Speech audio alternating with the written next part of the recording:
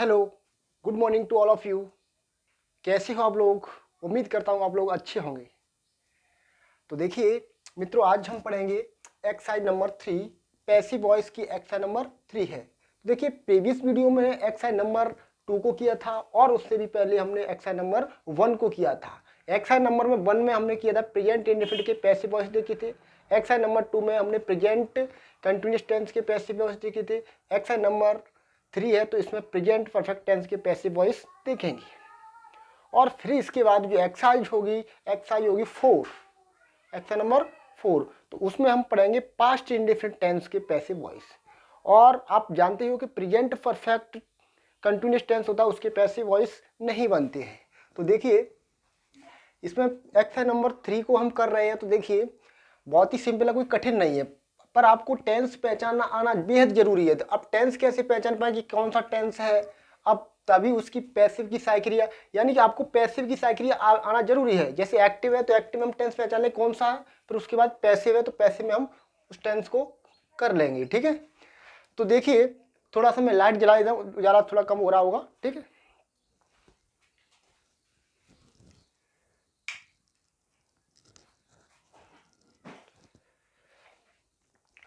तो चलिए देखिएगा। तो यहाँ पर हमने कुछ हेल्पिंग वर्ब लिखी हुई है, जैसे प्रेजेंट परफेक्ट टेंस है तो उसमें एक्टिव की हेल्पिंग वर्ब होती है हैज और हैव। आप जानते हो हिंदी में पहचान क्या होता है, चुका है, चुकी है, चुके हैं। ठीक है, तो इस टाइप से पहचान होती है, या है, ये है, पीछे से आता है, यानी उसमें कार्य कोई कंप्लीट हो जाता है। अब देखिए पैसिव में क्या होता है, जो हेल्पिंग वर्ब पैसिव की साइकिल होती है हैज बीन, हैव बीन। अर्थात हमने देखा कि जो आगे वाला टेंस होता है प्रेजेंट परफेक्ट कंटिन्यूअस टेंस, उसकी हेल्पिंग वर्ब होती है हैज बीन, हैव बीन, वही हेल्पिंग वर्ब देखिए आ गई है। अब टेंस कैसे पहचानेंगे ये कौन सा है? देखो हैज और हैव लगी है, देखिए यहाँ पर हैज है और यहाँ पे भी हैज है, यहाँ हैव है, और उसके साथ वर्ब की थर्ड फॉर्म आएगी। परफेक्ट टेंस होगा तो उसमें क्या होता है, थर्ड फॉर्म आती है। तो पैसिव में भी थर्ड फॉर्म लगती है, तो इसका मतलब ये है कि हमें जो प्रेजेंट परफेक्ट हो या परफेक्ट हो कौन सा भी, तो उसमें थर्ड फॉर्म लगाने की जरूरत नहीं है, क्योंकि उसमें पहले से ही होगी। मतलब आपको चेंज नहीं करनी, ये थर्ड फॉर्म पहले से लिखी होगी, ये कहने का मतलब है मेरा। ठीक है, तो देखिए ये है he has bought the tickets. देखिए बॉट जो बाई होती है उसकी ये थर्ड फॉर्म है, तो उसकी थर्ड फॉर्म है, यानी ही हैज बॉट, वो खरीद चुका है तक टिकट्स, टिकट्स। ठीक है, तो देखिए कैसे करते हैं, तो टिकट्स, तो देखिए इसको हम करेंगे तो ये हमारा ये सब्जेक्ट क्या हो जाएगा, द टिकट्स, क्योंकि पैसिव में क्या होता है ऑब्जेक्ट को सब्जेक्ट बनाए तो सब्जेक्ट को ऑब्जेक्ट बनाए, तो यहाँ पर ऑब्जेक्ट क्या है, द टिकट्स, तो इसको हम सब्जेक्ट बना देंगे। ठीक है, तो ये पैसिव है, तो हम क्या करें, द टिकट्स।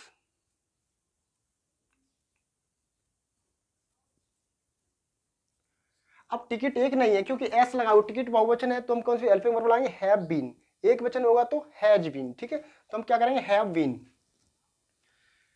Have been. ये मत कहना सर वो पहले ही है तो एज नहीं लगाएंगे, क्योंकि सब्जेक्ट के अनुसार लगाएंगे, क्योंकि सब्जेक्ट हमारा चेंज हो गया, हैव बीन। अगर नॉट आता है तो इसके बीच में नॉट को लगा देंगे। ठीक है, तो have been bought, bought by him, तो the tickets have been bought by him. अगला देखिए, चलिए देखिए, she has not learned cooking so far, she has not learned cooking so far, उसने अभी तक खाना पकाना या बनाना नहीं सीखा है। तो इसको हम करेंगे तो यहाँ पर ऑब्जेक्ट, इसको कुकिंग है, कुकिंग को ऑब्जेक्ट बना, ऑब्जेक्ट है ना तो सब्जेक्ट बना देंगे इसे, यानी खाना बनाना ये पूरा ऑब्जेक्ट है, क्योंकि देखो आईएनजी लगी है खाना बनाना, तो ये क्या है, यहाँ पर आईएनजी लगा के इसको सब्जेक्ट ऑब्जेक्ट बना दिया गया है, तो इसको हम सब्जेक्ट बना दें तो कुकिंग, तो कुकिंग। अब यहाँ पर हेल्पिंग वर्ब एक वचन की लेंगे, हैज बीन होगी ना, तो बीन को अभी नहीं लगाएंगे, क्या लगाएंगे, कुकिंग हैज, फिर नॉट बीन लर्नड, लर्नड। अब इसके बाद हम क्या लगाएंगे, बीन लर्नड, इसके बाद लगाएंगे ऑब्जेक्ट बाई हर सो फार, अभी तक। Okay,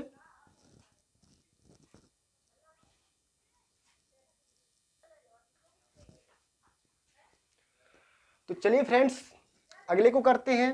I have deposited the fine, I have deposited the fine. तो देखिए द फाइन यहाँ पर ऑब्जेक्ट है, ठीक है, यानी आई हैव डिपोजिटेड, मैंने डिपोजिट कर दिया है अर्थात भर दिया है कि द फाइन यानी जुर्माना, मैंने जुर्माना भर दिया है, जमा कर दिया कह सकते हो, ठीक है।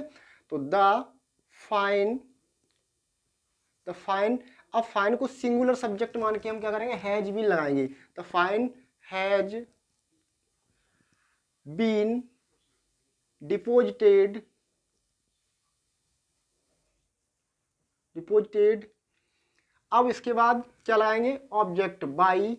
अब देखो आई सब्जेक्ट है, सब्जेक्ट आई है तो इसका ऑब्जेक्ट क्या होगा, मी, क्या होगा, मी,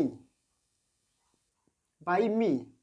अगला देखिए, have they played a friendly match, क्या वे फ्रेंडली यानी मित्रवत मैच या खेल खेल चुके हैं, क्या वे मित्रवत मैच खेल चुके हैं या फिर दोस्ताना मैच खेल चुके हैं एक। तो देखिए यहाँ पर क्या है, हैव लगी हुई है हेल्पिंग वर्ब, तो दे के अकॉर्डिंग लगी है। अब हम हेल्पिंग वर्ब से ही स्टार्ट करें क्योंकि हेल्पिंग वर्ब से ही स्टार्ट है तो हमको हेल्पिंग वर्ब से ही पैसिव स्टार्ट करना पड़ेगा। अब हमारा सब्जेक्ट क्या रहेगा, तो क्या होगा, ए फ्रेंडली मैच, ए लगा हुआ है ना तो सिंगुलर सब्जेक्ट है, तो हमारी हेल्पिंग वर्ब क्या होगी, हैज बीन होगी। तो ओनली अभी क्या लिखेंगे, हैज लिखेंगे, क्या लिखेंगे, हैज। इसके बाद लिखेंगे सब्जेक्ट, सब्जेक्ट क्या, ए फ्रेंडली मैच, पूरा इतना ही, ए फ्रेंडली मैच, मित्रवत मैच, तो अ फ्रेंडली मैच। अब देखो इसके बाद हम क्या करेंगे, हैज ए फ्रेंडली मैच, इसके बाद हमको लिखना होगा बीन। अगर नॉट आती है तो नॉट के बाद बीन को लिखना होगा, नॉट है ही नहीं इसमें। अब इसके बाद थर्ड फॉर्म तो ऑलरेडी है, तो played, played by them, by them. अगला देखिए, दे है ना, दे, तो दे का ऑब्जेक्ट क्या होगा, देम, तो हमने देम लिख दिया, ठीक है। चलिए, have you not spent all the money, have you not spent all the money, क्या तुमने, स्पेंट माने व्यय करना या खर्च करना, क्या तुमने सारा धन खर्च कर दिया है या तुम सारा धन खर्च कर चुके हो। तो ऑल द मनी, ठीक है, ऑल द मनी, तो संपूर्ण धन, तो धन को हम सिंगुलर सब्जेक्ट मानेंगे, भले ये सारा धन, तो लेकिन जो धन है जो सिंगुलर सब्जेक्ट रहेगा, ठीक है। तो इसको हम क्या करें, सिंगुलर सब्जेक्ट मानेंगे, ऑल द मनी, ठीक है, सारे धन को। तो भले ही लग रहा है कि सारा धन बहुत हो गया लेकिन मनी तो धन तो एक ही है ना, तो हम क्या करेंगे, हैज, क्योंकि ये हेल्पिंग वर्ब से स्टार्ट है तो हम पैसे भी हेल्पिंग वर्ब से करेंगे, तो पहले आएंगे हैज, हैज के बाद all the money, all the money. इसके बाद हम लिखेंगे हैज बीन, क्योंकि हेल्पिंग वर्ब तो पूरी होती है तो हम बीन को अलग कर देंगे, जब प्रश्नवाचक होता है, नेगेटिव होता है तो बीन को अलग कर देते हैं, ठीक है। तो has all the money not, फिर बीन, ठीक है, नॉट है तो नॉट को भी लगाएंगे, फिर इसके बाद स्पेंट, स्पेंट, फिर इसके बाद लिखेंगे बाई, सब्जेक्ट क्या है, यू, इसको हम ऑब्जेक्ट बनाएंगे तो यू का यू ही रहता, देखिए यू का यू, बाई यू। चलिए अगला है, Lata has chosen many beautiful saris, तो लता ने कई सुंदर साड़ी चुन ली है अर्थात सिलेक्ट कर ली है, ठीक है। तो देखिए, तो मैनी ब्यूटीफुल साड़ीज, ये तो प्लूरल सब्जेक्ट हो जाएगा, तो इसको हम, इसके अकॉर्डिंग हम हेल्पिंग वर्ब क्या लगानी होगी, हैव लगानी होगी। तो पहले हम लिखेंगे many beautiful, beautiful saris, many beautiful saris. अब इसके बाद प्लूरल सब्जेक्ट है तो हैव, नॉट है नहीं ना तो नॉट नहीं लगाएंगे, तो have been chosen, chosen by Lata, by Lata. किसी का नाम देखिए, who has sold my pen, किसने मेरा पेन बेच दिया है, ठीक है, सेल की थर्ड फॉर्म है, तो किसने मेरा पेन बेच दिया है, तो माई पेन है ना, तो इसके अकॉर्डिंग हेल्पिंग वर्ब आपको लगानी होगी, सिंगुलर है तो हम क्या लगाएंगे, हैज बीन, ठीक है। तो यहाँ पर देखो हु है ना, तो हु की यहाँ पे लिख देंगे बाई होम, बाई होम, जब भी हु आए तो उसका पैसे में क्या लिख देते हैं, बाई हुम, बाई हुम, ठीक है।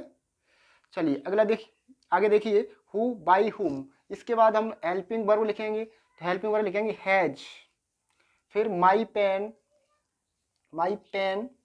अब लाएंगे बीन, बीन। अब थर्ड फॉर्म सोल्ड, ठीक है।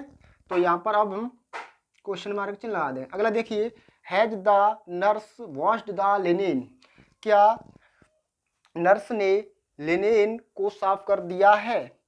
तो इसको हम सब्जेक्ट मानेंगे तो सिंगुलर, तो द लिनेन है ना, तो इसके अकॉर्डिंग हेल्पिंग वर्ब क्या रहेगी, हैज ही रहेगी। हैज, हैज के बाद the linen, has the linen. अब इसके बाद हमको लिखना होगा बीन, नॉट है नहीं ना, तो been washed by the nurse.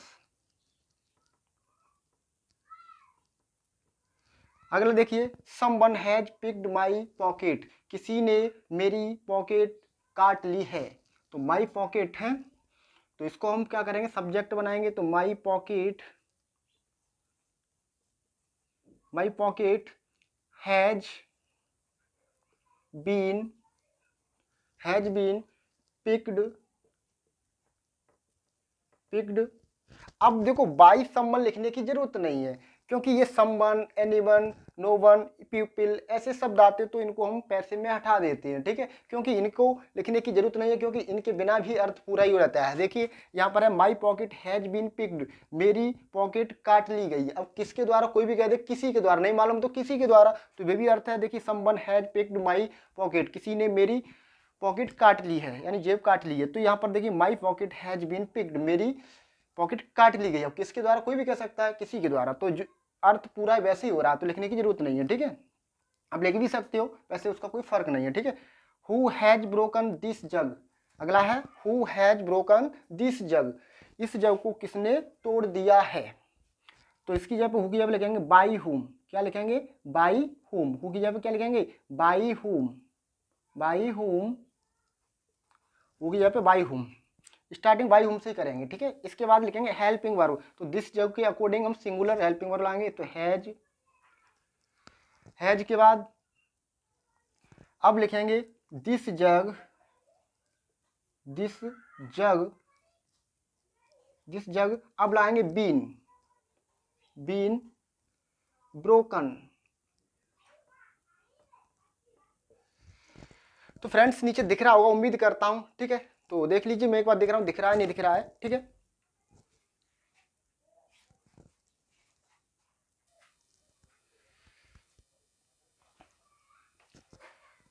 चलिए दिख रहा है, आप स्क्रीनशॉट ले लीजिए, ठीक है। तो मिलते हैं नेक्स्ट वीडियो में, ठीक है। तो आप स्क्रीनशॉट ले लीजिए, ठीक है।